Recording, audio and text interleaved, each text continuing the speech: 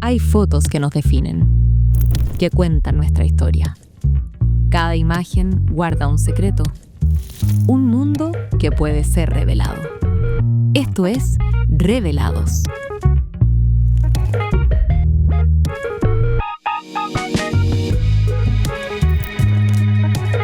Hoy conversamos con Alfredo Castro.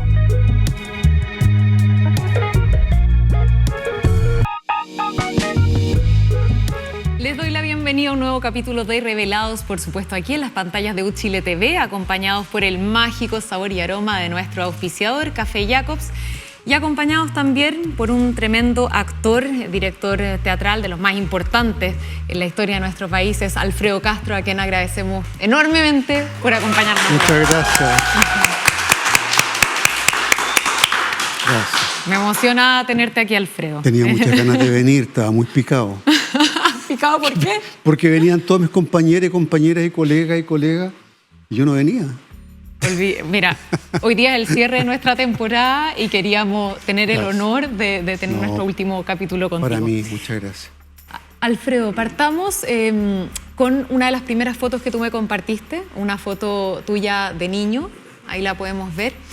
Yo sé que tú naciste, creciste en una familia de clase media, de 5 hermanos, y te quiero preguntar por tus primeros recuerdos de esa época. ¿Cómo te ves tú en retrospectiva de niño, ¿no? ¿Cómo era el Alfredo niño? Sí, no, es que siempre aclaro porque clase media en ese momento era otra clase media. Evidentemente. Mi padre era médico, primera generación de universidad, mi madre estudió leyes, después dueña de casa con 5 hijos.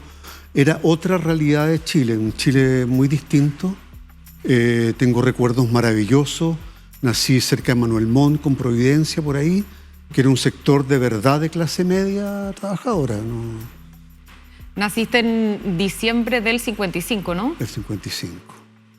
Perfecto. Oye, cuéntanos, partamos por Odio esa pregunta, ¿sabes? ¿En serio? ¿Por qué? ¿Porque revela la edad? Porque, claro, es que es complicado, porque yo tengo una hija y siempre a mí no se pregunta dónde estudiaste, qué edad tienes, dónde vives, cuántos hermanos tienes, nada. Tú conoces a la persona. Pero yo siempre ahora me he dado cuenta en las entrevistas que lo primero que ponen es la edad. Yo no tengo rollos con mi edad, yo voy a cumplir 70 años ahora. Pero me parece insólito, como raro que siempre esté la edad como primero, porque hay un bullying muy fuerte hacia la vejez, súper fuerte. Bueno, hace poquito estuvo aquí Luis Poirot, el fotógrafo, y habló de eso, de la marginación hoy día que vive la gente que tiene mayor edad, ¿no? Sí. Pero sí. Bueno, yo pienso que para efectos de contar la historia de alguien, instalarnos en el año en que nace, también nos habla de un contexto y todo eso, y en ese sentido te lo preguntaba, ¿no? Ni un problema. Mencionaste a tu padre y quiero que entremos en esa figura, un médico, trabajó en el Hospital Barros Luco. ¿Cómo era tu relación con él? Distante, diría yo, fíjate, porque mi papá tuvo que trabajar mucho. Él atendía, en el hospital, atendía privado en las clínicas, hacía domicilio, en ese tiempo los médicos hacían domicilio.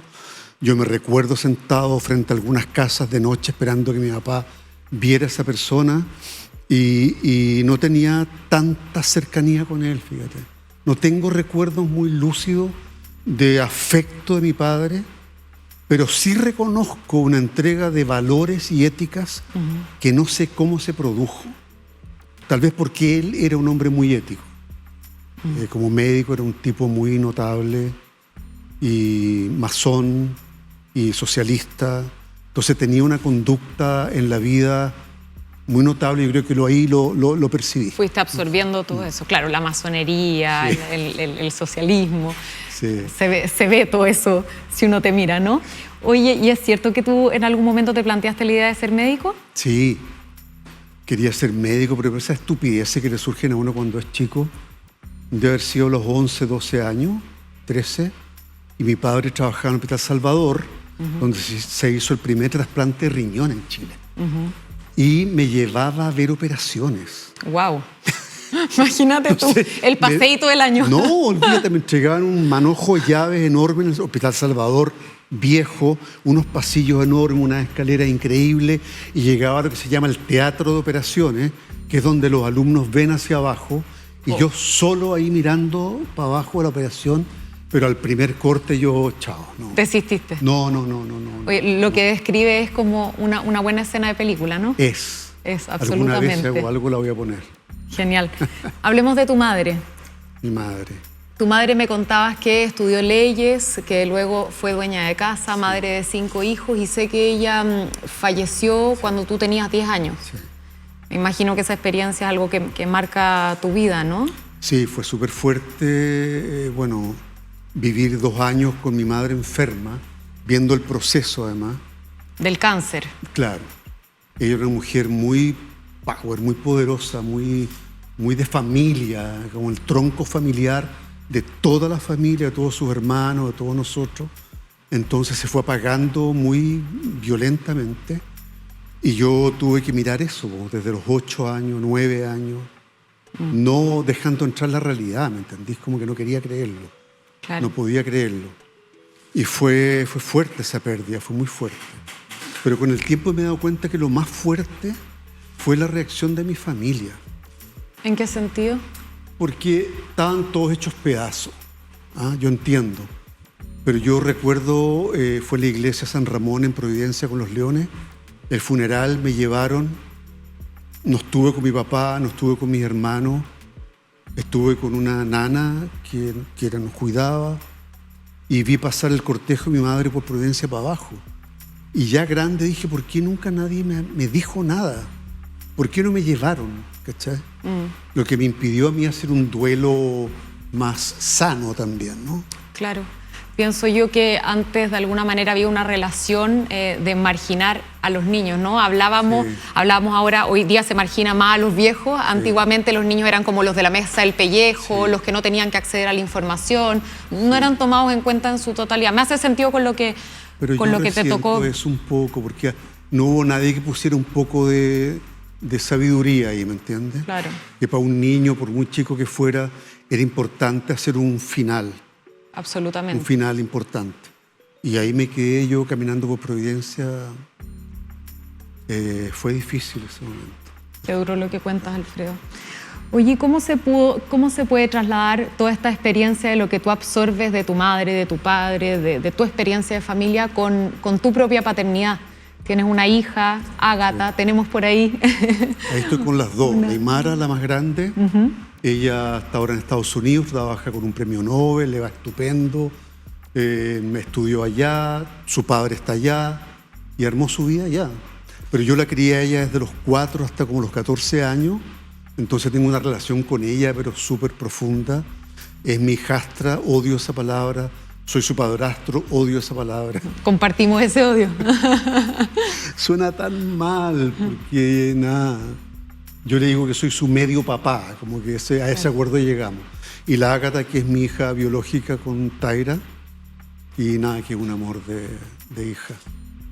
Las dos son una maravilla.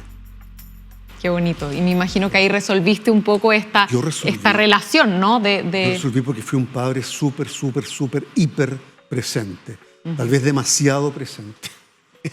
La Taira me decía, déjala, ¿cachai? Pero ya, yo no tuve mucho apego físico con las dos y mucho cariño, y ella ahora es la devolución, pues.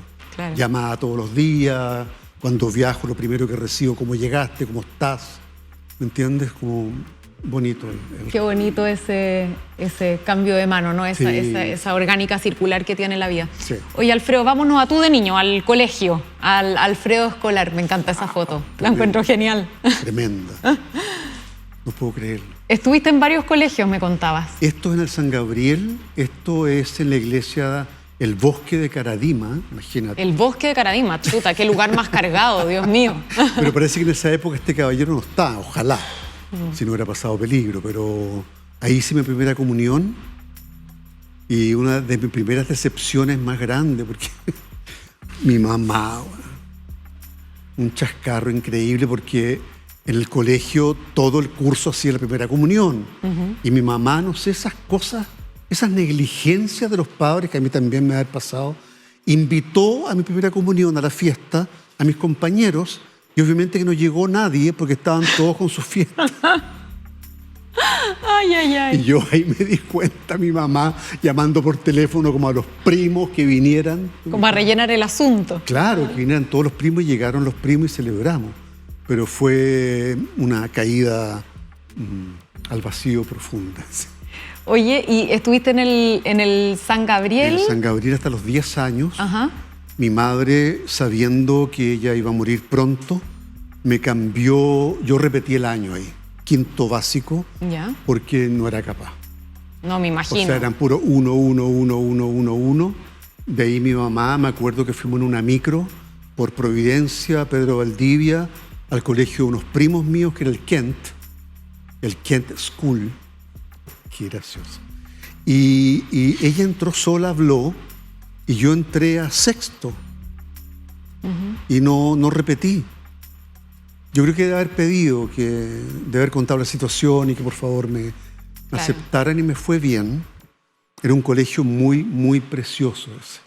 Era de 3 españoles arrancados, refugiados de la Guerra Civil Española, gente preciosa, con los cuales yo aprendí mucho, y yo creo que a ellos les debo mi vocación también. Mira. Como actor, fíjate. Sí. Y luego terminaste en un liceo. Después yo le pedí a mi papá, porque vino el tiempo de la Unidad Popular, y yo dije, toda mi familia, en fin, está por Salvador Allende y trabajando para eso, y yo quería vivir un poco más la vida más real también, ¿no? Aunque ese colegio, el Kent, era un colegio donde iba de todo. De verdad, chicos con mucha plata y otros clase media, chicos becados. Diverso. Diverso.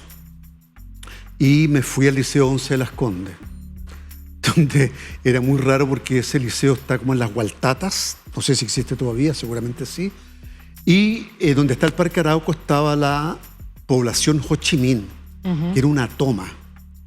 Entonces yo tenía compañeros de la Ho Chi Minh, tenía compañeros expulsados del Verbo Divino, en fin, de todos los colegios más pitucos de Santiago, todos de Patria y Libertad, por supuesto. Y me tocó vivir esa época de contingencia súper fuerte.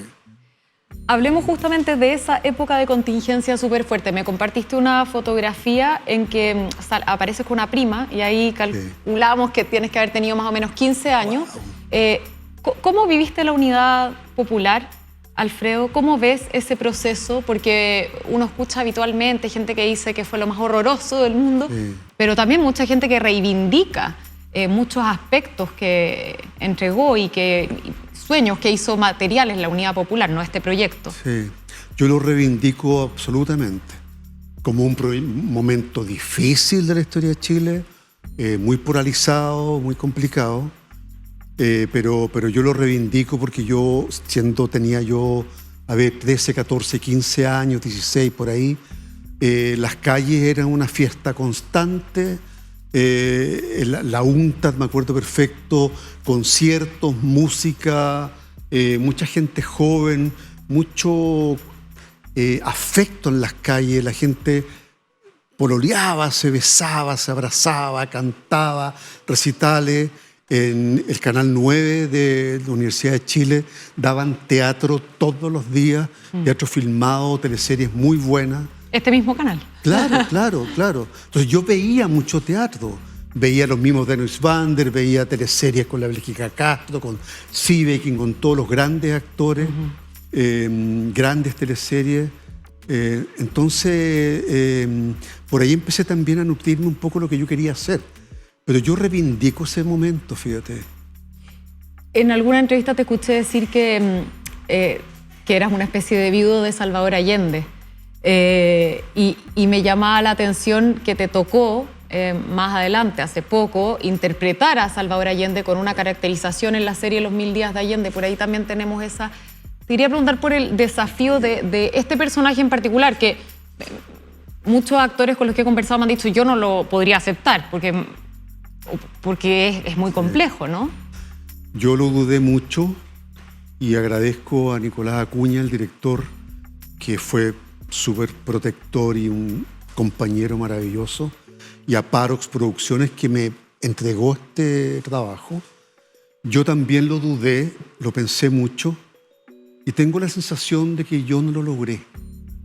No llegué al nivel que eso debería haber sido. Es un buen trabajo, fue bien criticado, bien calificado, pero yo me entorpecí porque como no había registros privados, había puros registros públicos, las escenas en privado me costaban muchísimo.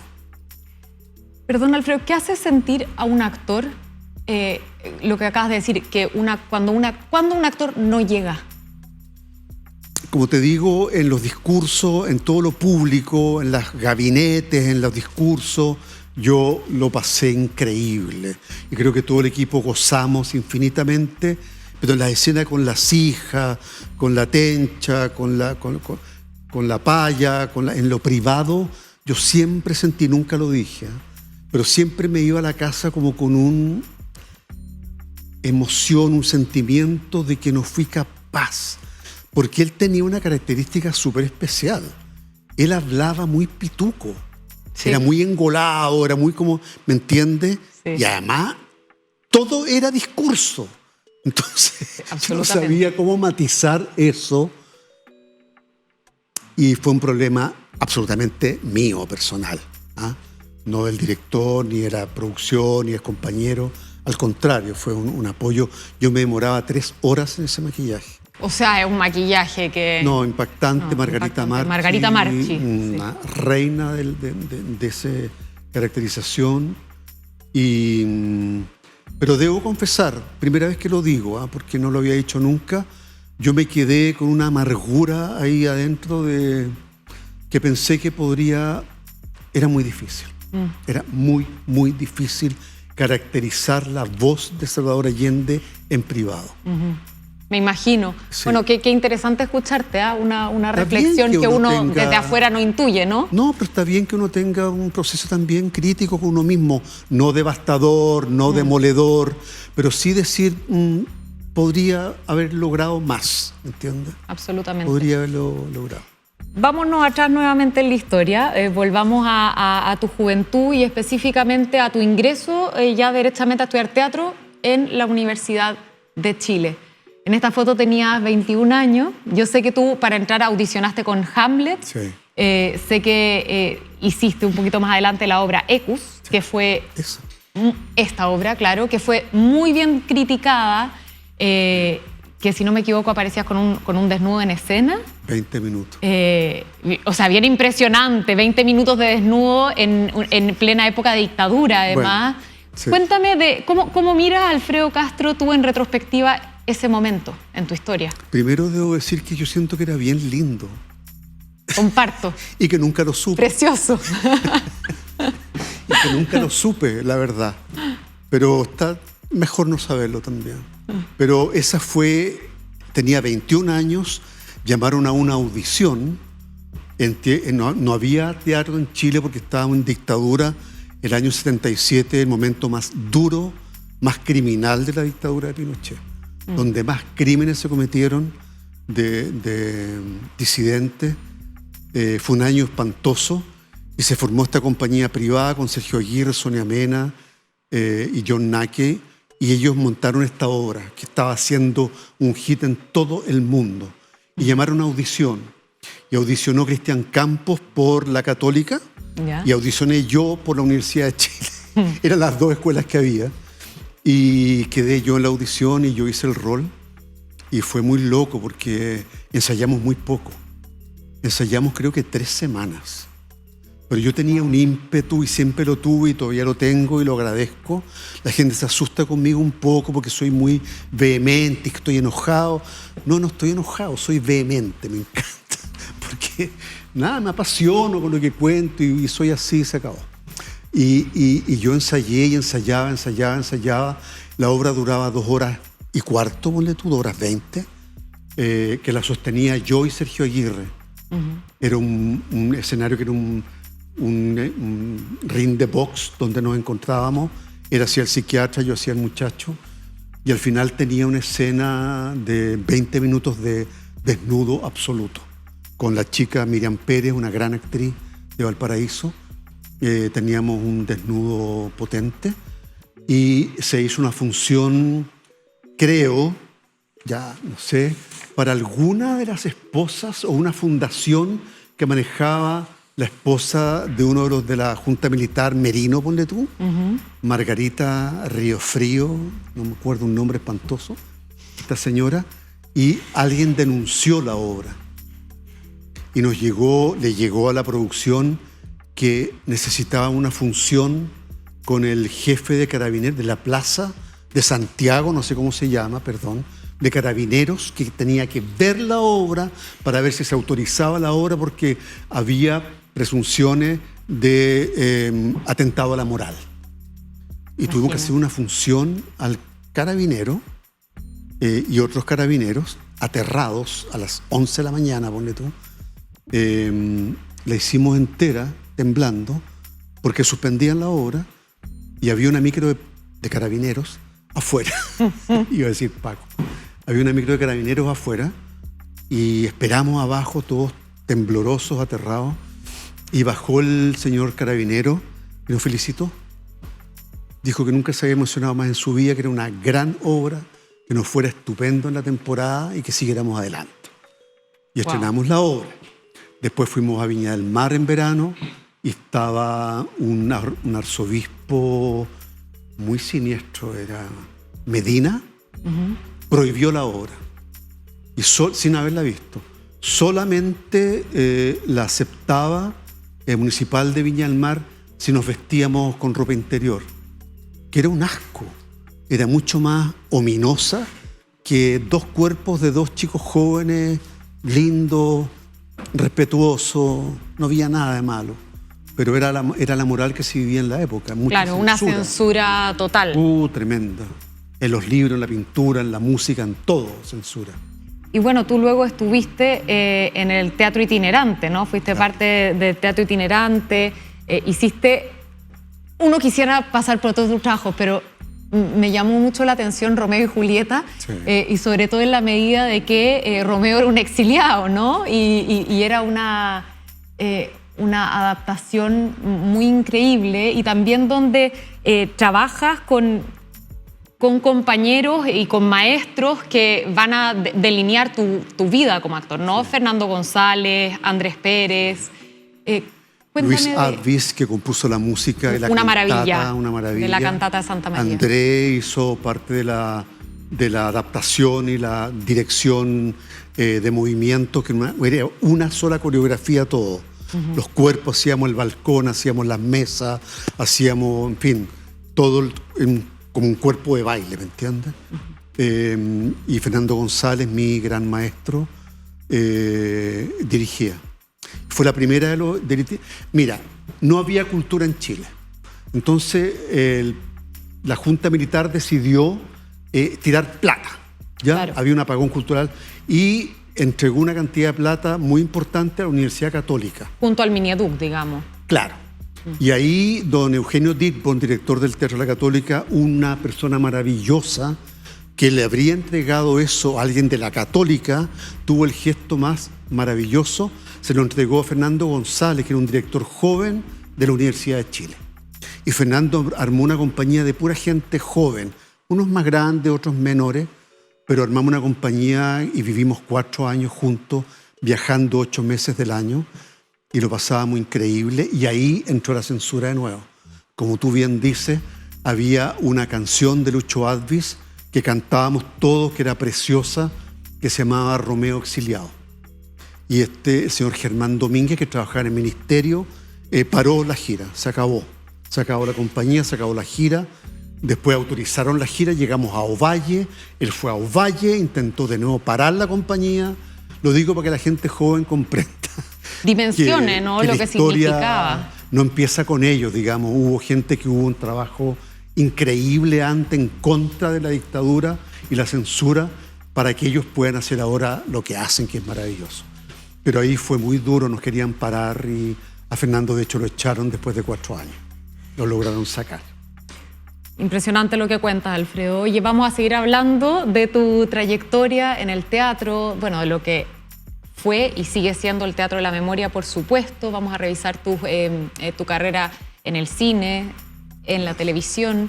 Todo eso luego de una breve pausa a la que nos vamos a ir. Y antes, eso sí, te voy a sacar un retrato. Es una especie de ¿cómo se llama?, de rito que tenemos en Revelados con esta Polaroid. Así que ahí se ve. Voy.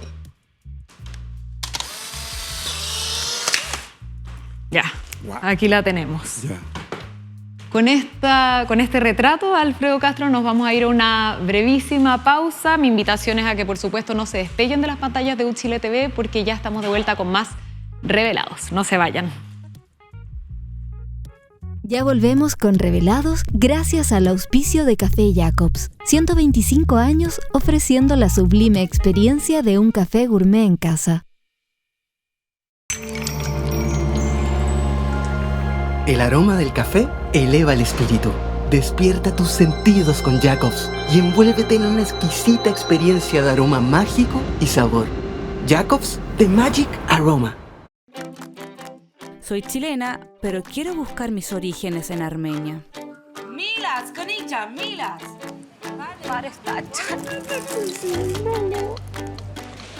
Soy chilena y tengo un nombre que suena extranjero, Danisa.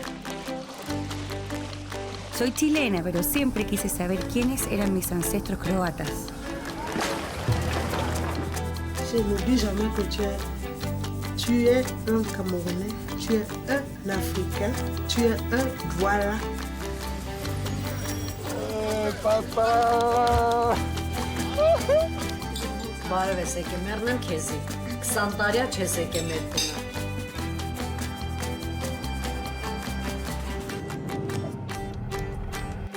There have been so many magic moments in this street. Or another one, another more. Well, and this is my grandfather Norman, who came here, 20 years ago. Al escuchar el acento de mi voz, muchos dirán que no es muy chileno, pero soy chileno. Fui uno de los primeros niños que nacieron en la colonia Dignidad. Voy a comprar toda la tienda. ¿Toda la tienda? Esas son palmeras, ¿cierto? Sí, son ricas, son ricas, son ricas. Chile es mi país, pero en Alemania están las raíces de mi familia. Raíces que fueron cortadas por el fanatismo, la religión y el crimen. Me llamo Kaori Parra Tsunekawa. Me veo caminando por Tokio como un sueño hecho realidad.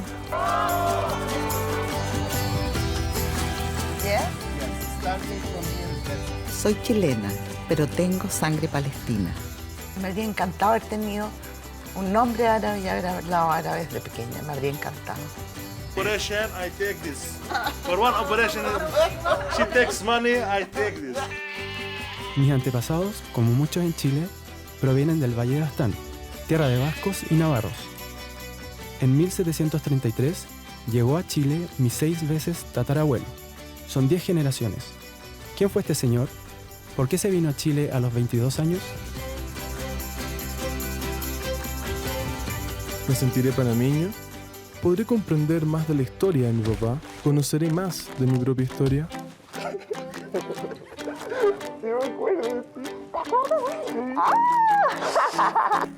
Sí, soy japonés, pero llevo sangre chilena. Tu abuelo. Abuelo. Mario. I wanna open my mind.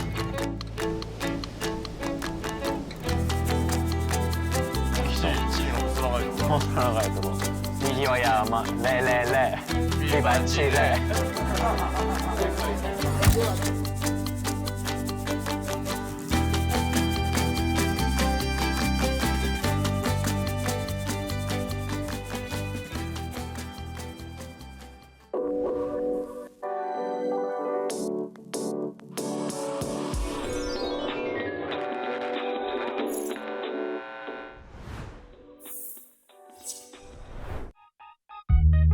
Estamos de regreso con Revelados junto a Café Jacobs.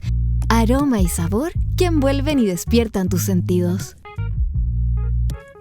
Así es, estamos de regreso con más Revelados aquí en Uchile TV. Seguimos acompañados por el gran Alfredo Castro en esta Otro aplauso. Interesantísima conversación. Y bueno, Alfredo, habríamos hablado de tus inicios en el teatro, ¿no es cierto? Y me quiero detener ahora en el Teatro La Memoria, que pienso que ha sido uno de los aportes más significativos que has hecho a la colectividad, ¿no es cierto?, a este país.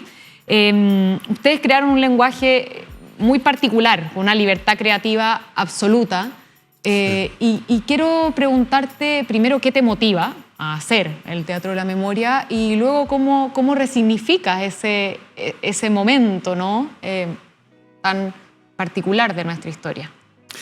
Lo hice porque pensaba, como en todo el mundo existe, el país desarrollado, escuelas donde van los actores ya formados que quieren como reciclarse, como volver a cero de nuevo, volver a poner en práctica su musculatura emocional, física, vocal, y la pensé para gente que ya había estudiado en una escuela. Y empezamos con esta obra, que es de La manzana de Adán, que es un trabajo de Claudia Donoso, periodista y escritora chilena, increíble, maravillosa, y Paz Errázuriz, la fotógrafa, esas fotos de La Paz. Paz Errázuriz. Claro, Paz Errázuriz, no, increíble ella. ¿La entrevistaste? ¿La queremos entrevistar? No, una maravilla. Y fíjate que empezamos un laboratorio con la Paulina Urrutia, con Amparo Noguera, con Luis Ñeco, con Rodrigo Pérez. Empezamos un laboratorio a investigar sobre este tema, La manzana de Adán, que era una investigación de la Claudia y La Paz sobre unos travestis que se prostituían entre Talca y Santiago.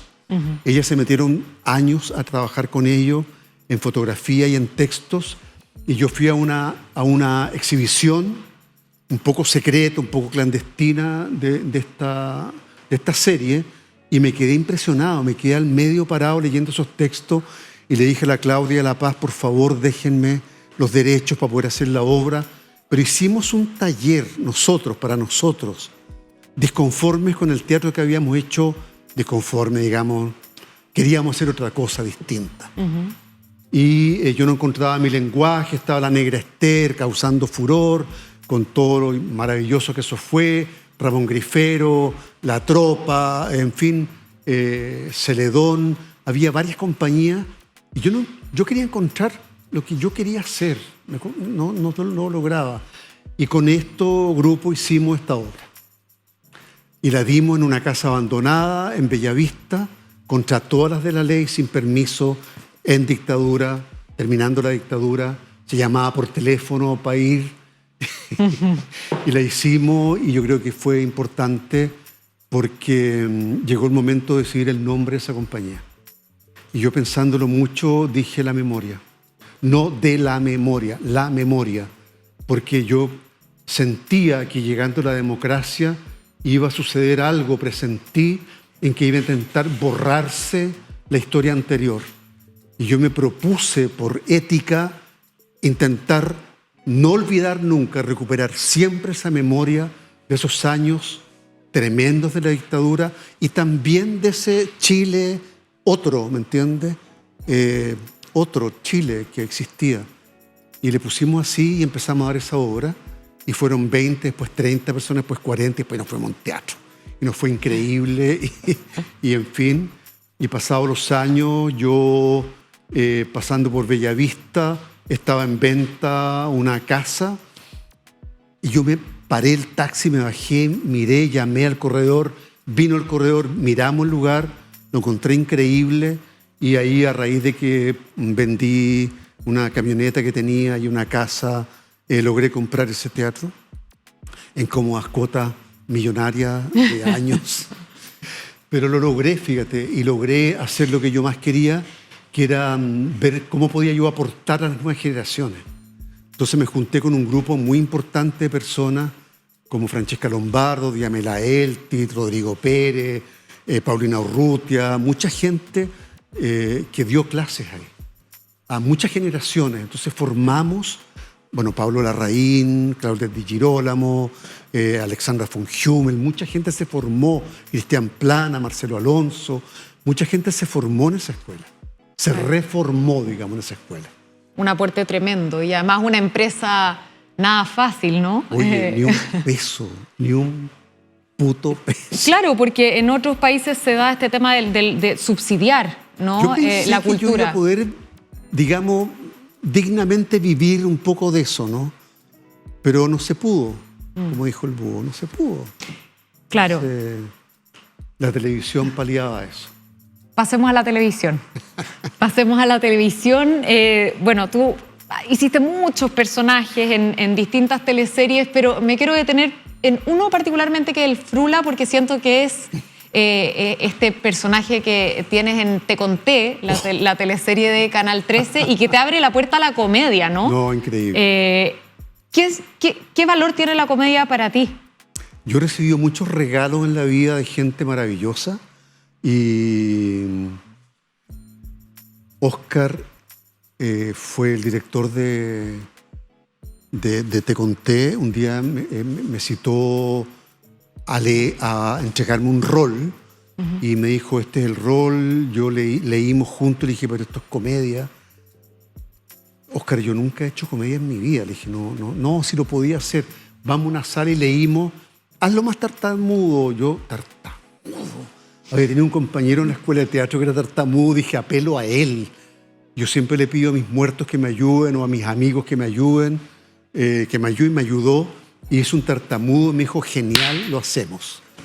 Tú sabes que no podíamos grabar. Con la Paula Sharim, que hacíamos como novios, la Gaby Hernández, en fin, todo un grupo maravilloso de actores y actrices, no podíamos filmar de ataques de risa. Pero yo no tenía conciencia. Yo lo hacía súper en serio, el sufrimiento de no poder articular una palabra bien, una frase completa. Pero lo pasamos increíble y lo agradezco por infinito, infinito. Bueno, y de ahí sigue esta tónica del humor en televisión, ¿no? Pienso en Lizana. Ernesto Lizana. Ernesto Lizana. Y también, por supuesto, en Laszlo. Claro. Ahí tenemos a Ernesto Lizana. Que es impresionante que son personajes inmunes al paso del tiempo, ¿no? O sea, es viral.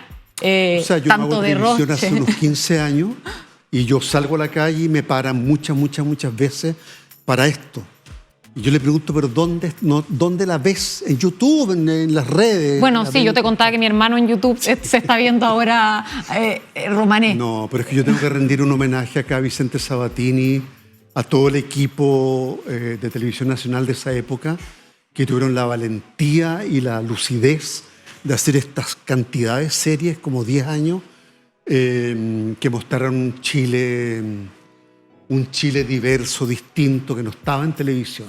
Y súper anclado también con el territorio, ¿no? Claro. O sea, se grababa en distintas localidades, se daba cuenta de quiénes eran los chilenos en toda su diversidad. Si no me equivoco, tú armaste este personaje, de hecho, junto a un historiador en Chiloé, ¿no? Un investigador folclórico maravilloso, a quien le mando mucho cariño, que me ayudó a armar este personaje, como hablaban, porque él había investigado en Chiloé y tenía unas cassettes, unas cintas de Chiloé de los años 50. Claro. Y las escuchábamos y ahí todos los dichos, era mucho de Roche, el chico mediano, todas esas cuestiones.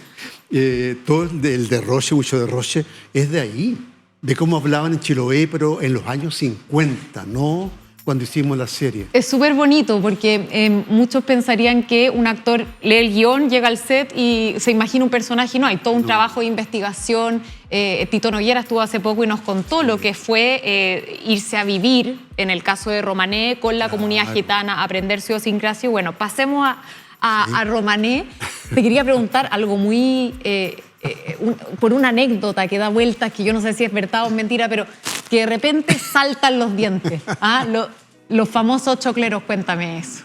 Mira, una vez con la Rosita, con la Amparo Noguera, en el Avaro, en Ernesto Lizana, yo usaba un tono de voz muy alto, como los chilotes de aquella época, y dije mucho de Roche. Me fue una tonalidad que yo no lograría nunca en la vida, y fue un ataque del Amparo que tuvimos que parar, salir del estudio, calmarnos y volver, porque no podíamos filmar.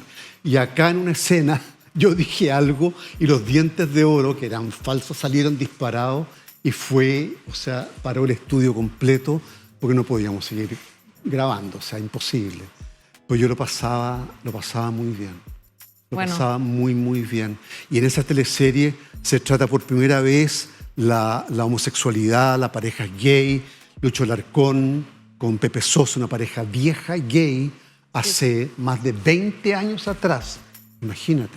Claro, había una dimensión... El VIH, el tema mujer en el circo, el matriarcado de la Delfina Guzmán en el circo, en fin, una cantidad de temáticas que ahora son súper importantes en el tiempo. Sí, yo siento que eran teleseries que iban a lo profundo, lograban llegar a lo profundo, que es algo que, según mi impresión muy personal, no se está logrando hoy día con las producciones de teleseries. Pero bueno, tú hace 16 años te retiraste del mundo de las teleseries, sin embargo, no de la televisión, ¿no? Sigues haciendo muchas series, me contabas que de hecho has estado rodando últimamente, se vienen cositas como... Se vienen cositas, por suerte. Claro. Pero pasaste por Narcos, Una historia necesaria, múltiples trabajos. Narcos fue lindo. Bueno, Narcos fue lindo porque llegué a Colombia rápidamente, maquillaje, vestuario. Wagner Moura, que es un actor increíble, que yo lo había visto y me quedé, mudo frente a él. Uno, porque mido 1,90 m, porque estaba caracterizado, gordo, un actor maravilloso, brasilero, que hablaba colombiano, mejor que los colombianos. Y hicimos escenas muy lindas, quedamos muy unidos ahí. Pero fue, como te digo, yo vivo en el abismo, así como que te contaba que vengo de rodar una serie ahora en inglés y en colombiano, y después la serie Matute en Concepción, y el mundo va cambiando así, pero a la semana. Entonces, claro. Pero estoy contento, me gusta hacer lo que hago. Muy dinámico. Me encanta. Oye, Alfredo, me encantaría detenerme en cada serie, en cada película, pero es un imposible por tu extensa obra, extensísima. 50 años de trayectoria, imagínate. Pero me quiero ir al cine, porque además hay una particularidad. Tú llegas al cine con 52 años, hace Fuga, si no me equivoco, y luego de eso viene un éxito arrollador con Tony Manero. Para mí Tony Manero es como el personaje que te hace despegar en esa carrera. ¿Cómo miras tus inicios en el cine hoy día? Con mucho agradecimiento a Pablo Larraín, que fue quien me ayudó y quien me formó. Él estudió en mi escuela, pero después de Fuga, que fue un fracaso, fue un desastre, sin embargo esa película ahora es de culto. Qué loco. Todos los chicos de 16, 17, 20 años la ven. Claro. Pero, y Pablo apareció un día con una fotografía de un asesino en serie norteamericano, de un libro que él tenía. Quiero hacer esta película, me acompañáis, te acompaño. Y escribieron ahí con Mateo Iribarren, tengo mi Tony Manero, y tiraron como un DVD, ponle tú, no sé qué, se tira a Cannes, y quedaron en Cannes, y no estaba lista la película, no había color, no había sonido, no había doblaje, no había nada. Desesperado, Juan de Dios Larraín y Pablo Larraín haciendo milagros para poder hacer la película. Estaba la Paulina Urrutia de ministra. Mira. Me acuerdo que nos conseguimos pasaje y todo, y todos viajamos con un alto de programas de la película porque no cabían, así viajábamos. Y de ahí, claro, Pablo me dijo, ahora te va a llegar, en los festivales tú tenías una agenda, te dan una agenda con tantas entrevistas. Yo tenía 4 entrevistas, Pablo 25, y se dio la película a las 9 de la mañana, salió la prensa de la película, yo tenía 80 entrevistas y Pablo 200. Entonces, y ni un medio chileno. Ni un medio chileno cubrió esa película. Un periodista, cuyo nombre no lo voy a dar, muy gentil, muy amoroso, me dijo, Alfredo, no pedí hora para entrevista, ayúdame. Hicimos una entrevista como escondido en una esquina, ¿cachai? Para el diario. Pero ningún medio chileno se inscribió. Y en la noche llamados desde la radio. Bueno, te comparaban con Al Pacino en ese momento. Chileno. Era el Al Pacino chileno. Seré yo en la vida, ¿cachai? Increíble. Porque en Chile como que no aceptan que uno sea uno y le vaya bien. Como que tiene que ser otro. Claro, y de afuera. De afuera. Bueno, y fue estupenda esa película. Y de ahí hice muchas películas con Pablo. Me pasa que hilo hilo algo en tu trayectoria, Alfredo, y que tiene que ver con estos personajes que están siempre al borde, al límite. De alguna manera, eso es Tony Manero, ¿no? Un hombre que quiere ser otro. No sé, pienso en El Príncipe y lo que encarnas ahí en esta historia tan cruda de la cárcel. Pienso en El Club con este cura pedófilo que te toca encarnar. Y en algún momento te escuché decir que tú somatizas a los personajes. Sí.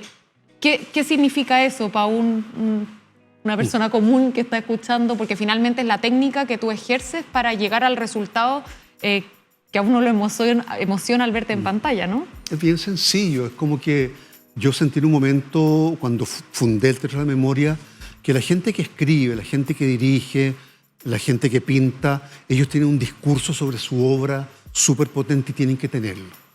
Y yo dije, en teatro eso no existe, como que nadie en teatro tiene una teoría, nombrar una metodología, ¿me entiendes?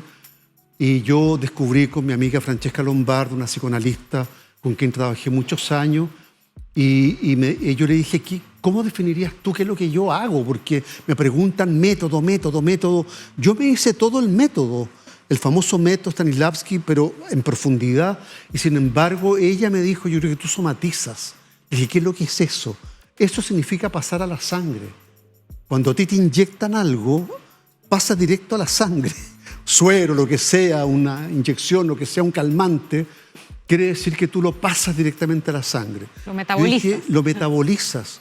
Yo dije, qué locura, porque efectivamente sentí que eso hacía yo. Yo me vestía este personaje en que éramos un grupo súper reducido, en Matanza, en una casa.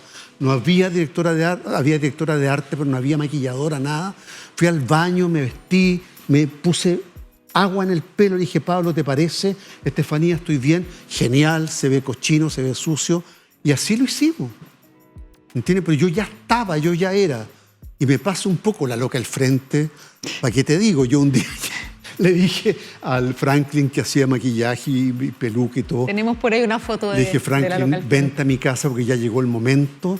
Quedan 2 semanas, yo necesito metabolizar esto.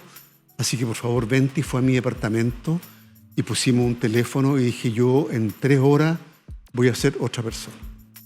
Y voy a cambiar de sexo. Voy a hacer mi transición simbólicamente, en vivo, en directo. Y así sucedió.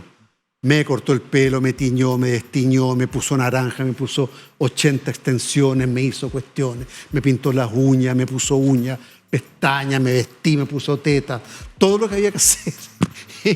Finalmente era la loca al frente, que con mucho cariño me lo entregó Pedro Lemebel en persona, ese rol. Pedro me citó a un bar y me dijo, quiero que tú hagas la loca al frente, y de ahí pasó mucho tiempo. Uy, qué emocionante, Alfredo, yo no sabía eso. Sí, Qué cosa más me bonita. llamó la Joana Skármeta, que era su asistente, y me dijo, Pedro está en un bar, quiere hablar contigo.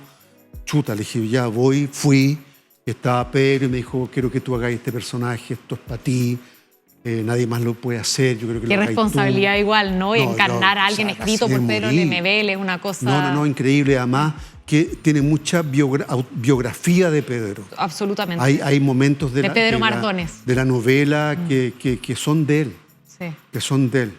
Mauricio Redolés estuvo aquí hace un tiempo y nos hablaba de la dicotomía entre Pedro Lemebel y Pedro Mardones, y ese Pedro Mardones que era mucho más para adentro y más oscuro de lo que a veces se... Era complicado Pedro, se en el buen mostraba. sentido, era muy creativo, era un genio, entonces Sí, po. tenía su carácter, de hecho a mí me tenía un poco mala. Cuando vivíamos en Bellavista, cuando él venía, y yo venía, y él cruzaba la vereda. Mira. Pero una vez me invitó a la radio porque tenía un programa de radio. Me dijo, ven a la radio. Le dije, bueno, ¿para qué me invitáis si te caigo como el horno? Me dijo, es que mi mamá te ama. No te puedo Porque creer. ve las teleseries y lo único que quieres es ver tus teleseries. Y yo le dije, por tu mamá voy a ir. Y fue bonito, fue lindo. Él me entregó ese rol y todo mi propósito fue entregarle ese rol dignidad. La dignidad que Pedro siempre quiso y luchó por tener, Ujú. y que fue muy golpeado por la izquierda chilena, por la derecha chilena. Pedro fue una persona muy maltratada. A veces el fuego amigo es el peor, ¿no? Sí. Oye, ya que hablas de la dignidad, quiero hablar de una película reciente que es Polvo Serán y que tiene que ver justamente con eso, ¿no? Que trata sobre el suicidio asistido, por la cual además estuviste nominado a los premios Goya. Primera vez que un actor chileno está nominado a lo que podría ser el paralelo de los Oscar en España, ¿no? Y te tocó trabajar además con Ángela Molina, que es como un estandarte del cine. Sí. Bueno. Mira, Polvo Serán, se va a dar el 19 y el 20 de agosto en el Sanfic, el Festival de Cine de Santiago. El 19 y el 20 de agosto en Cinépolis La Reina, por ahí. Vayan, apoyen ese festival que es maravilloso. Pero esta película me llamó un director, Carlos Marqués Marcet, un director catalán, español-catalán, a trabajar con Ángela Molina. Ángela Molina a los 18 años fue la musa de Buñuel. Hizo la última película de Buñuel. Y es lindo fijarse en ella porque Ángela Molina tiene mi edad, 70 años, no se ha hecho absolutamente nunca nada, ni en su cara ni en su pelo. Cosa muy rara en los tiempos que corren. No, en los tiempos que corren los directores están censurando a las actrices operadas. No las quieren en sus trabajos. Entonces, ella, yo la vi, caí rotundamente enamorado de ella. Hicimos una muy linda pareja y esa foto es de la cama donde efectivamente la gente se suicida. Entonces llegamos un día en la mañana, muy temprano, en Suiza, en un auto con nieve de 1,5 metros, nevando, a la Casa Azul, que se llama, y sucedió la escena, que nos dicen con Ángela, y está filmado, quieren la cama o el sofá, y tú eliges dónde morir, y yo dije la cama, y la señora me dice, siéntese, que es la señora que efectivamente hace la ceremonia, y me dice, siéntese y prueben si caben. Yo tuve que ir y sentarme en esa cama, y te lo juro que casi me puse a llorar, porque yo sabía que la noche anterior se habían matado 3 personas ahí, y otras 3 en la pieza al lado. Entonces, fue muy conmovedor. Filmar esa escena fue muy conmovedor, pero además hermoso porque era una historia de amor. Esa es una película, es una historia de amor, pero de esos amores infinitos, así para toda la vida. No voy a contar la película, pero es lindo ir a verla. Vayan a verla. Vayan a verla porque fíjate que yo siempre he dicho que una película, una obra de teatro pueden cambiar a un ser humano. Bueno, eso justamente mientras te escuchaba estaba pensando, Alfredo, un poco el rol social también que tiene el cine, ¿no? Porque de hecho en este momento en nuestro país se está hablando mucho sobre la eutanasia. Sí. Entonces, cómo el cine nos ayuda primero a escribir la historia, porque hay múltiples flores, no solo el cine, las artes en general. Es muy bonito eso, ese trabajo que tú haces también y cómo eres parte de eso. Bueno, y tomándome del rol social del cine, y ya para ir terminando esta conversación, tú has tenido un rol social en cuanto a lo político. Yo pienso que todos somos animales políticos, ¿no? Y tú has tomado la decisión de estar bien al frente en eso con tus ideales, con tus ideas. Fuiste parte del proceso constitucional, que no tuvo un final feliz, pero bueno, estuviste al frente ahí defendiendo esa propuesta de nueva constitución. Y te quería preguntar por cuál es tu anhelo de Chile, para Chile, de cara al proceso eleccionario, a las presidenciales que se vienen. Mis sensaciones de mucho peligro. Encuentro que lo que está pasando en el mundo, en las derechas del mundo, es tremendamente peligroso. Son retrocesos civilizatorios que esa derecha quiere hacer. Y me da mucha pena y mucho terror. Pena porque yo viví toda mi juventud y adolescencia en dictadura. No quiero vivir lo que me queda de vida bajo un gobierno de derecha. Encuentro que es un retroceso, pero abismal. Y me impresiona la perversión de estas personas que no tienen ética alguna en socavar lo conquistado, e inventar y crear videos falsos y trabajar con lo peor del ser humano. Eso a mí me da mucho miedo. Yo soy una persona progresista creo en todos los derechos alcanzados y que faltan muchos todavía.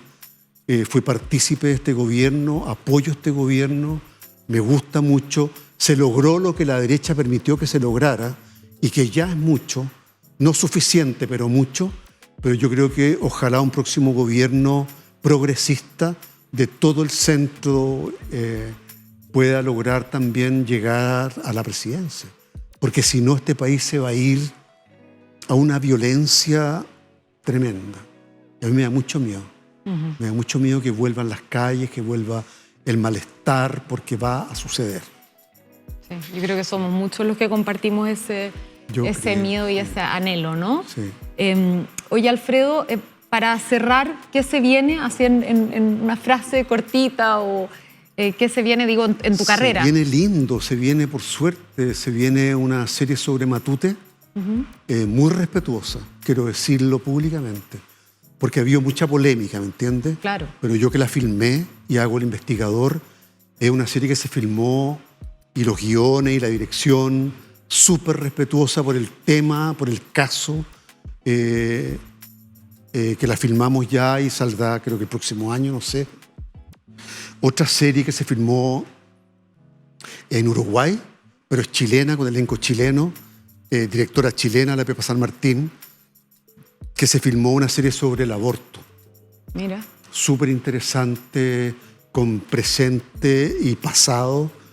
Yo hacía de 40 años, que era re difícil volver para atrás, y hacía de 80 años, que era un poco más fácil ponerme de 80, pero muy buena. Y una serie también Netflix, que es de toda Latinoamérica, que también con narcotráfico, en fin, con todo lo que está pasando. Y posiblemente una serie que filmé en Toronto, en inglés y en colombiano, a locura, que parece ser para el próximo año. Así que hartas ojalá, cosas se vienen. Ojalá. Bueno, todas El las... problema es que hay muchos actores y actrices sin trabajo. Sí, está difícil. Yo llamaría a los canales a armar sus áreas dramáticas y a las compañías de teatro a hacer temporadas más largas, ¿no? No de un mes. Claro, con Limpia estuvieron un mes a pesar del enorme éxito que tuvo el... Lleno, las 30 funciones. Y ves los teatros, sacan las obras con lleno, público lleno. Bueno, nos vamos entonces con esos llamados que haces para quienes nos estén escuchando. Muchas gracias por la entrevista, ha sido un placer. Muy buenas preguntas, muy respetuosa, muchas gracias. Para mí ha sido más que un placer y hablo en nombre de todo el equipo porque estamos muy contentos de tenerte aquí hoy. Te agradecemos por tu enorme contribución a la cultura y a la memoria colectiva y bueno, a este combate al olvido, ¿no? Que yo creo que ha sido el hilo conductor de todo este espacio. Así que gracias, Alfredo. Gracias a ti. Gracias. Nos despedimos con aplausos. Oye, gracias también a todos ustedes que nos están siguiendo por las pantallas de UChile TV. Este es el último capítulo de esta temporada porque vamos a volver muy pronto con más revelados, así que los invito y las invito a estar súper atentas ahí a nuestras redes sociales. Recuerden que pueden seguirnos por todos los canales, Instagram, YouTube, UChile TV. Gracias evidentemente a nuestro auspiciador, Café Jacobs, que hace posible estas nutritivas conversaciones con su sabor y aroma. Eso pues será hasta la próxima. Gracias equipo, gracias al maravilloso equipo que hay detrás. Y bueno, con eso me despido, nos estamos viendo. Chao, chao.